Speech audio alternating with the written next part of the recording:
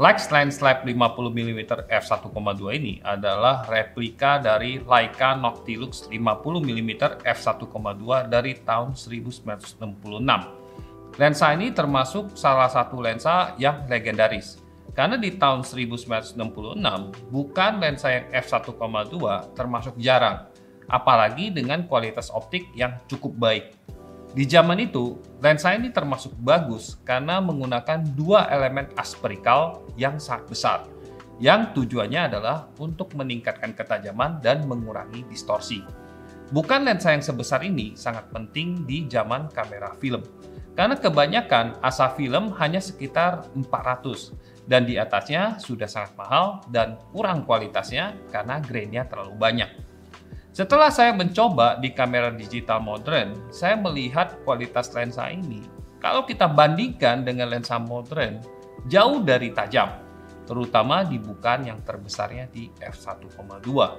Di bagian tengah foto, ketajaman dan kontrasnya hanya bisa dibilang sedang-sedang saja, dan juga ada vignette dan sedikit distorsi.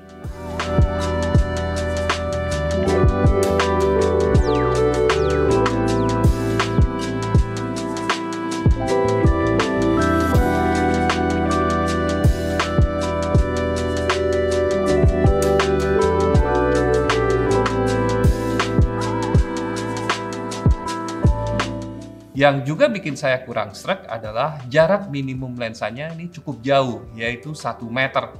Jadinya, memotret subjek dekat seperti foto makanan itu pastinya nggak maksimal. Kalau kita stop down ke f5,6 misalnya, kualitasnya bisa terlihat lebih tajam, seperti lensa-lensa pada umumnya. Meskipun kualitas lensa ini tidak memuaskan dari segi ketajaman yang absolut ya, lensa ini banyak fansnya.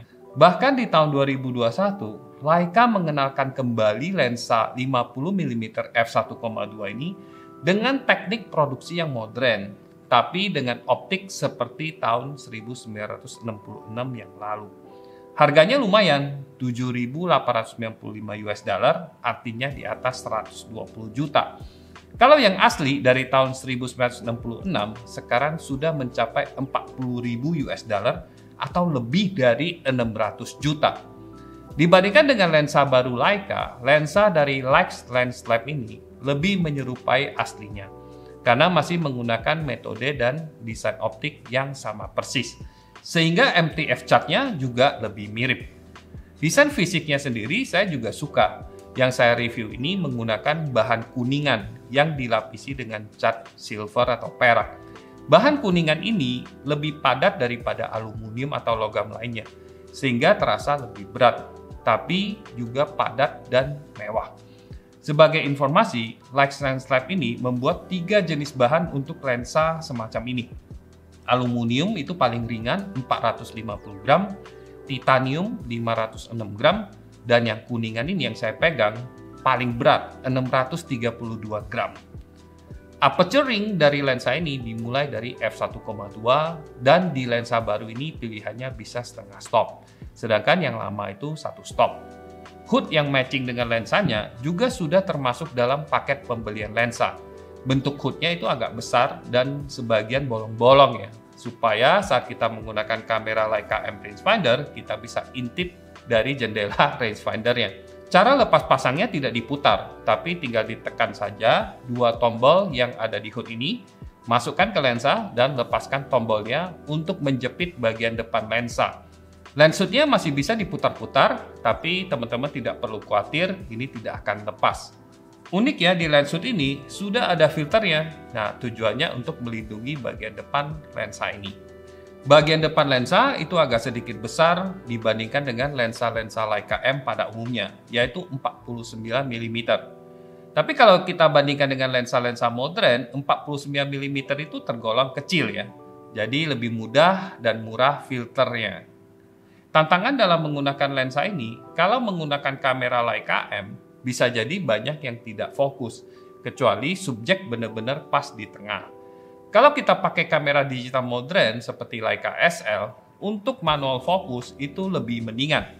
Tapi meskipun ada fokus magnification atau fokus peaking, tapi karena karakter kontras lensa ini sangat rendah dan juga dia glowy atau berpendar, terutama saat kita pakai di bukaan terbesar yang di f1,2, maka perlu kesabaran dan juga mata yang awas. Lensa ini memang bukan terkenal atas ketajamannya, tapi punya karakter estetik berkat elemen optik spesial yang digunakan. Subjek foto yang terkena sinar itu akan berpendar dan secara umum menjadi lembut. Hasilnya sangat berbeda dengan lensa modern yang super tajam.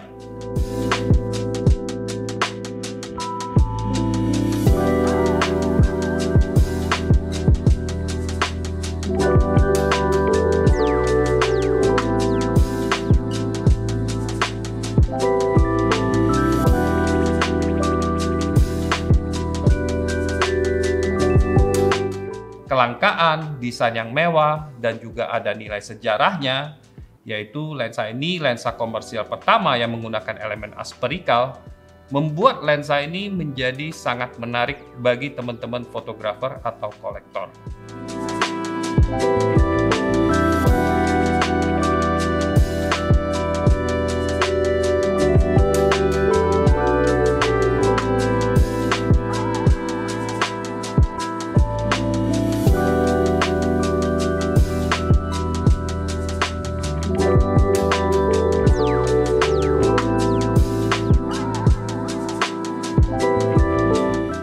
Balik lagi ke Leica Lens Lab. Terus terang, saya tidak pernah mencoba lensa Leica Noctilux yang 50mm f1,2 yang versi tahun 66. Dan juga saya tidak pernah mencoba lensa Noctilux yang baru di tahun 2021. Tapi lensa Leica Lens Lab ini kualitasnya lumayan juga. Meskipun memang dia bukan originalnya Leica, tapi build quality-nya bagus dan kualitas hasil gambarnya berkarakter. Menurut saya, lensa semacam ini cocok untuk dua jenis fotografer, yaitu pertama, yang menyukai lensa yang soft dan punya efek dreamy langsung di lensanya, bukan dengan filter atau editing. Yang kedua adalah fotografer yang menghargai sejarah dan keterampilan dalam membuat lensa. Karena menurut saya, lensa ini memiliki desain yang keren dan juga ada cerita di baliknya, bukan hanya sekedar untuk alat motret saja. Oke, gitu saja ya teman-teman. Terima kasih sudah menyimak dan sampai jumpa lagi di review lensa berikutnya. Thank you. Bye-bye.